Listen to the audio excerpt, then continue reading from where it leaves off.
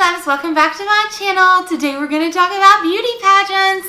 I'm super excited to make this video because we did these for so long and there is so much negative going on about them that I thought I would, you know me, I always want to bring the positive to the situation. So when my daughter was younger, before I got pregnant with Abigail, we would go to all kinds of pageants. We would go all across the state to go to these pageants, and I absolutely loved it. It was such a great bonding experience with her, and we only ever did one glitz pageant, and we didn't even go full glitz. It was like semi-glitz, but we did a lot of the natural pageants. So we didn't do the fake teeth and the fake hair, but those can be a lot of fun too if you're doing them with the right system.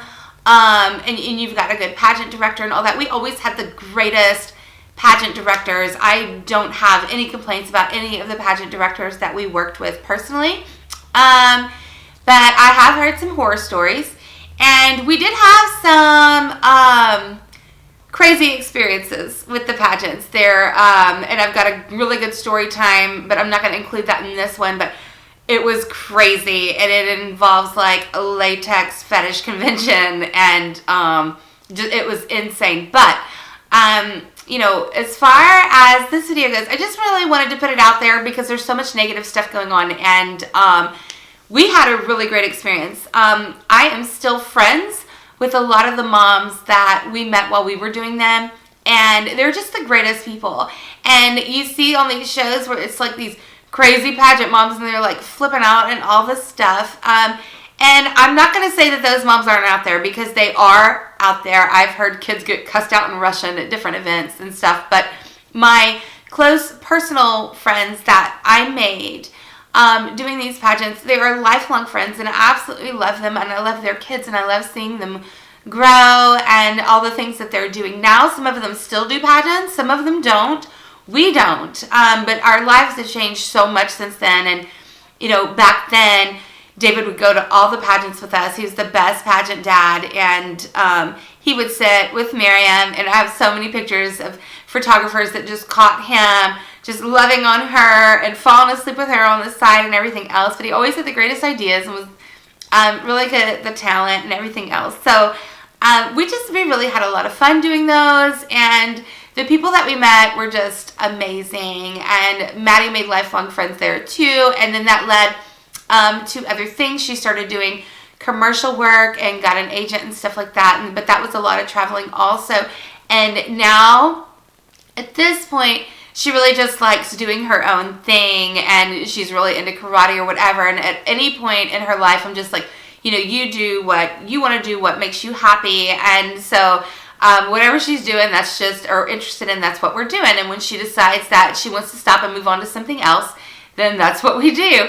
And I'm not one of those pushy moms that's like, no, you're gonna stick this out, you're gonna do this. Like, I always ask her, like, you know, is this what you want to be doing? And I think that's important for all moms, you know, to do. Don't push things on them. The kids are stressed out enough with everything else going on. But the beauty pageants were really, really fun, and you know, I just wanted to bring some good talk about it, because, you know, we made the best of friends and met some of the nicest people, and plus you get to have all these really cool crowns. Maddie has a whole curio cabinet full of these crowns, and I pulled this one out. I'm like, oh, I put it on for the video.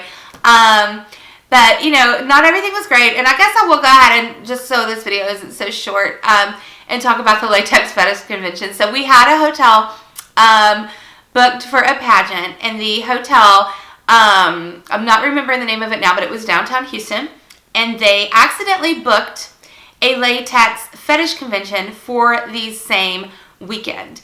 And we didn't realize that this was going on. We had a bunch of girls upstairs in a room, and they were getting hair done and getting their dresses on and all that good stuff.